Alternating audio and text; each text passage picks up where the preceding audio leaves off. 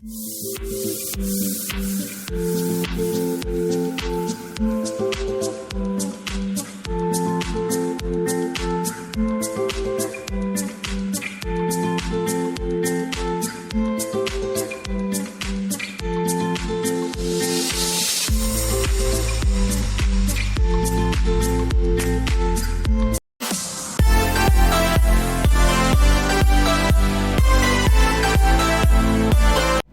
Hey guys, welcome to our blog. हमारी flight land हो चुकी है और हमने अपना लगेज कलेक्ट किया। ये रहा वीर सावरकर अंतर्राष्ट्रीय हवाई अड्डा, जो कि बहुत ही प्यारा बनाया है। ये एक डिफेंस एयरपोर्ट है, तो इसीलिए यहाँ पे फ़ोटोग्राफी अलाउड नहीं है। जैसे ही हम एयरपोर्ट से एग्ज़िट हुए, जिस ट्रैवल एजेंसी से हमने बुकिंग की थी वो बाहर ही वेट कर रहे थे। हमारा वेलकम एक प्यारे से बुके के साथ किया। Thank you so much. जैसे ही हम बाहर निकले, हमारा कैब वेट कर रही थी। हमने अपना लगेज कैब में रखा और कैब में बैठ के निकल पड़े होटल के लिए। अंडमान और निकोबार एक यूनियन टेरिटरी है और इसकी कैपिटल पोर्ट ब्लेयर है, जिसका नाम बदलकर श्री विजयपुरम रखा है। और यहाँ तक आने के लिए देश के कई सिटीज़ से डायरेक्ट फ़्लाइट है, बट कोलकाता और चेन्नई से सबसे ज़्यादा और सबसे सस्ती है। कोलकाता और चेन्नई से फ़्लाइट की वन वे की टिकट अराउंड 6000 से स्टार्ट हो जाती है और दिल्ली से अप्रॉक्सीमेटली 10,000 की होती है। कोलकाता और चेन्नई से शिप से भी अंडमान पहुंच सकते हैं। अंडमान और निकोबार 836 आइलैंड का ग्रुप है, इसमें से ओनली 31 में ही लोग रहते हैं। इवन निकोबार में बिना लोकल के इन्विटेशन और परमिशन के कोई जा भी नहीं सकता। सो गाइस, ये रहा हमारा hotel Swaneha Port Blair stay. Time हो रहा है 9:30 और 11 बजे हमें रेडी रहना है रोस आइलैंड जाने के लिए। सो गाइस, ये रहा हमारा रूम। होटल स्वनेहा के रूम्स बहुत ही नीट एंड क्लीन थे।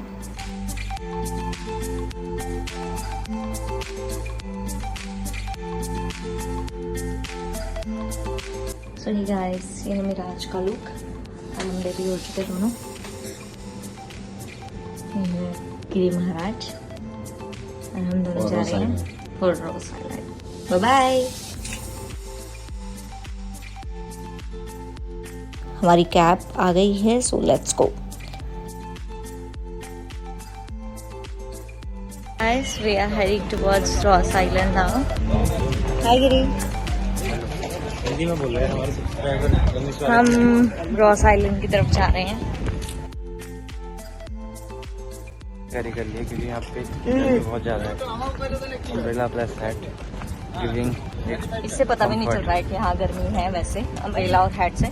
अदरवाइज मुझे लगता है अगर हम हैट या अम्ब्रेला नहीं लेके आएंगे तो बिकॉज यहाँ पे पॉल्यूशन नहीं है, डायरेक्ट सनलाइट है, स्किन बर्न भी हो सकती है भाई। यही है वो बोट जो हमें लेके जाएगी रोस आइलैंड की तरफ। पोर्ट ब्लेयर से रोस आइलैंड राउंड ट्रिप की बोट टिकट अराउंड 470 पर पर्सन है। वाओ, क्या व्यू है, नीला आसमान और clear blue water. So guys, हम पहुंच गए हैं रोज आइलैंड। रोज आइलैंड का ऑफिशियल नेम अब चेंज करके श्री नेताजी सुभाष चंद्र बोस द्वीप रखा गया है। रोज आइलैंड आए हैं और प्यार ये प्यारे प्यारे डियर्स ने हमारा स्वागत किया है, जो कि एंट्री भी कर रहे हैं। बहुत प्यारे लग रहे हैं सारे।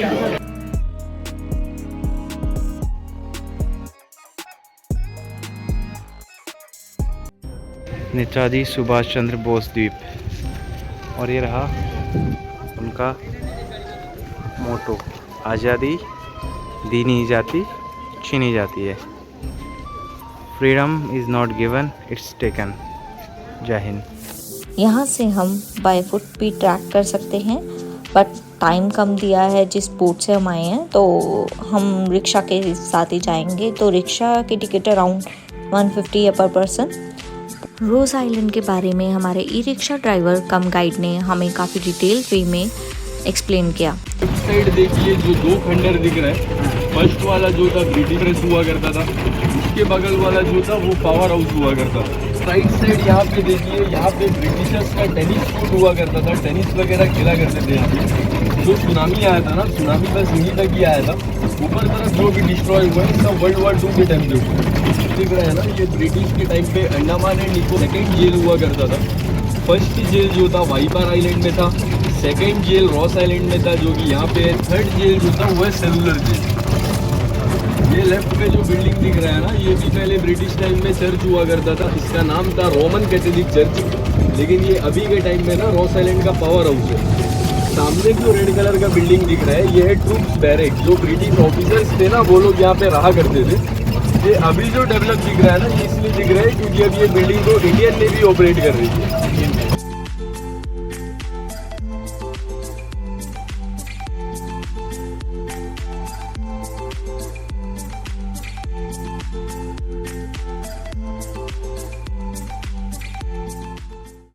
फाइनली हम पहुंच गए हैं रोज आइलैंड के पीक पॉइंट पे और अब हमें जाना है 180 स्टेयर्स डाउन रोज आइलैंड लाइट हाउस जाने के लिए। सो लेट्स गो।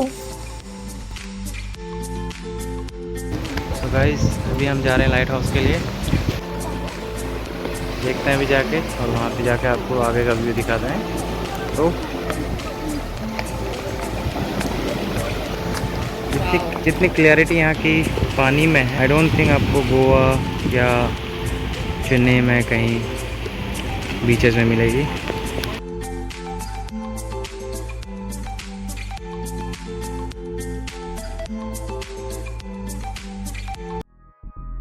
वाओ, कितना प्यारा व्यू है। Crisp and clear water, blue sky, coconut trees, amazing. और ये है लाइट हाउस। कैसे जाते हैं यहाँ से? रॉस आइलैंड का जो लाइट हाउस है, आई थिंक इनऑपरेटिव है, बिकॉज वहाँ जाने का कोई कनेक्टिविटी कहीं हमें दिख नहीं रही है। और यहाँ का व्यू बहुत ही प्यारा है। फिर हमने बनाई कुछ रील्स। अब हम पहुँच रहे हैं अपनी ई रिक्शा की तरफ। 180 सीढ़ी चढ़ने के बाद तो शायद टेस्टी लग रहा होगा। इन पियो जैसे गाइड ने बताया कि जो ये बिल्डिंग आप देख रहे हैं ये है ब्रिटिशर्स के टाइम पे जो सोल्जर्स के बैरक्स हैं, यहाँ से लेके ओलास तक। ये पहले तो जर्मन अटैक में जब अटैक किया था तब डिस्ट्रॉय हो गए थे। जो बाकी बचे हुए स्ट्रक्चर थे जो 2003 का अर्थक्वेक डिस्ट्रॉय हो गया।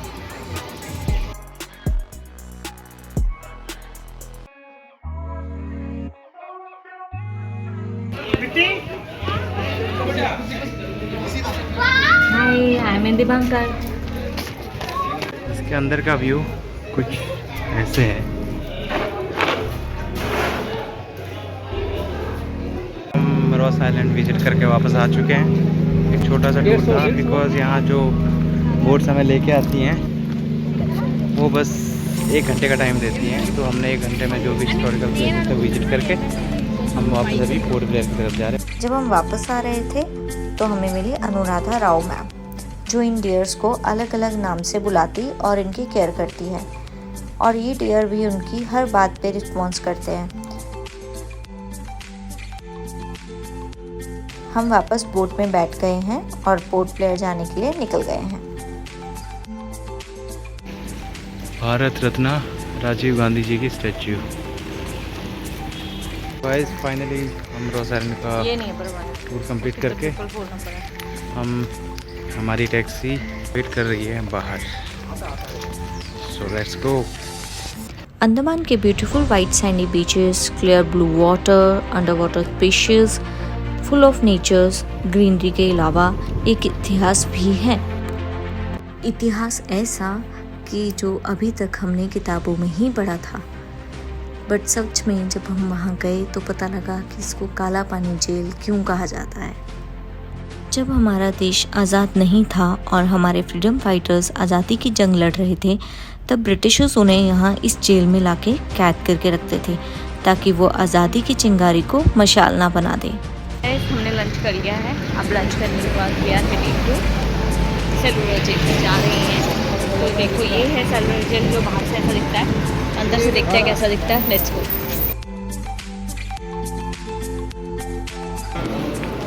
हम अभी अंदर की तरफ जा रहे हैं।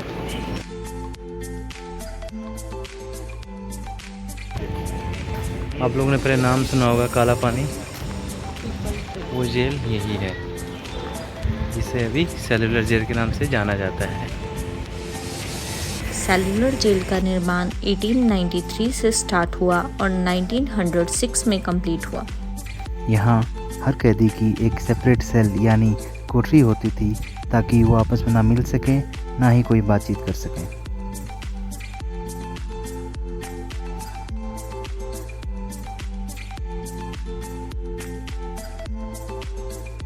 फाइनली हम पहुंच गए वीर सावरकर जी की कोठरी में, जो कि सेकंड फ्लोर की आखिरी कोठरी है।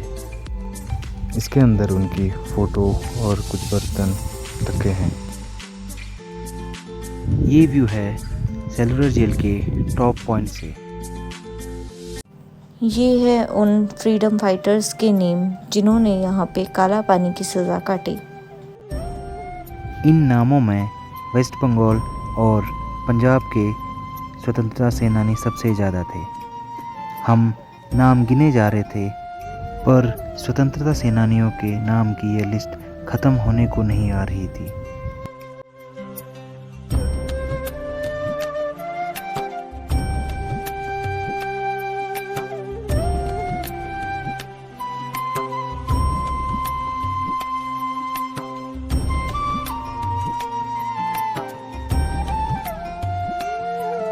और ये है सेलुलर जेल की रेप्लिका। सेलुलर जेल के टोटल 7 विंग्स यानी 7 बिल्डिंगें थी। हर बिल्डिंग 3 मंजिला थी। अब हम जा रहे हैं फांसी घर की तरफ। यही वह पावन जगह है जहाँ पे स्वतंत्रता सेनानियों ने देश को आज़ाद करने के लिए खुशी खुशी फांसी कबूल की।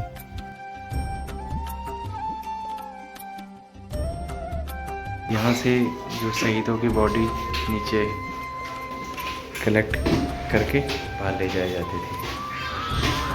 कितने अनगिनत शहीद यहाँ पे शहादत को प्राप्त हुए होंगे, यह हमें भी नहीं पता। जय हिंद।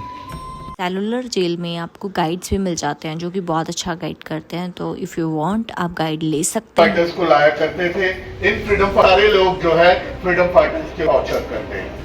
वैसे ही जब आप लास्ट में जाओगे वहां पे एक पनिशमेंट ड्रेस भी रखा हुआ है जो जूट का बना हुआ बोरे का।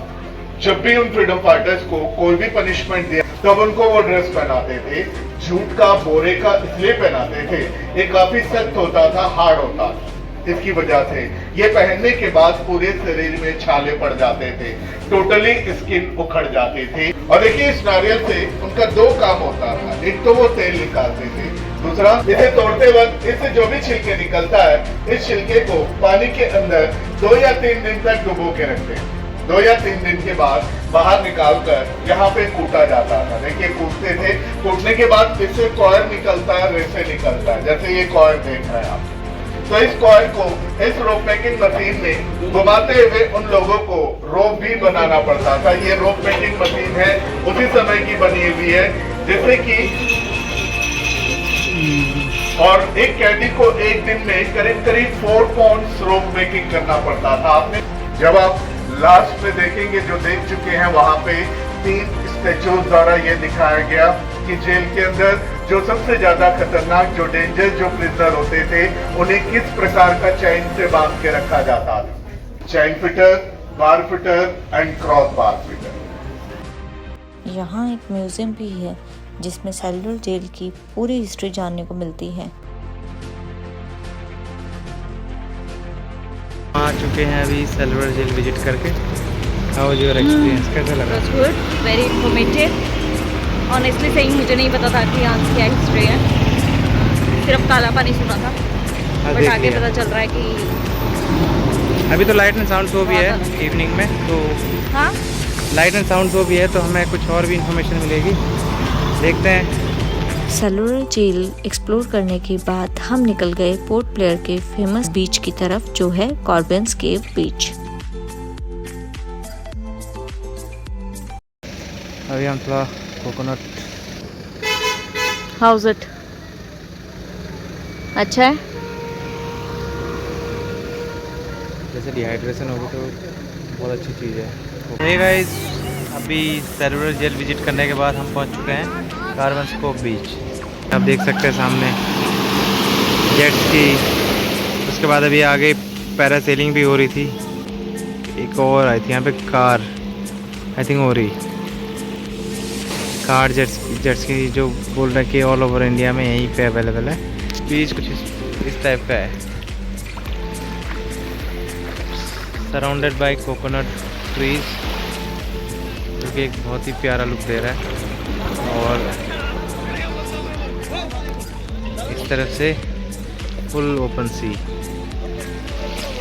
Carbon beach mainly known for water activities like. इसके बाद हमने जाना है cellular jail light and sound show. तो चलते हैं, फिर दिखाते हैं आपको।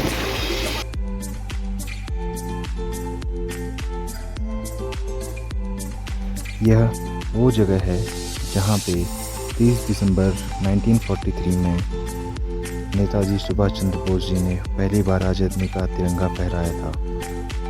हम बीच विजिट करके आ रहे हैं, तो कार्बन स्कॉप बीच विजिट करके हम पहुंच गए सेलुलर जेल के लाइट एंड साउंड शो के लिए। तो देख, ये क्रेज है लाइट एंड साउंड शो के लिए। ये लोगों की लंबी लाइन लगी है और हम भी इन्हीं लोगों में से एक है जो इस लाइन में लगने जा रहे हैं।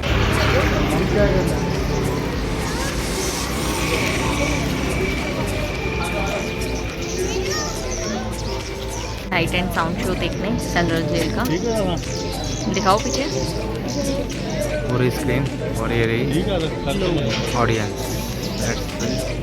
ये है इस टाइम का सेलुलर जेल का view. Light and sound show एक मस्ट वॉच शो है, जिसे देख के पता लगता है कि हमारे फ्रीडम फाइटर्स ने आज़ादी मांग के नहीं छीन के ली है और हमें भारतीय होने पे गर्व है।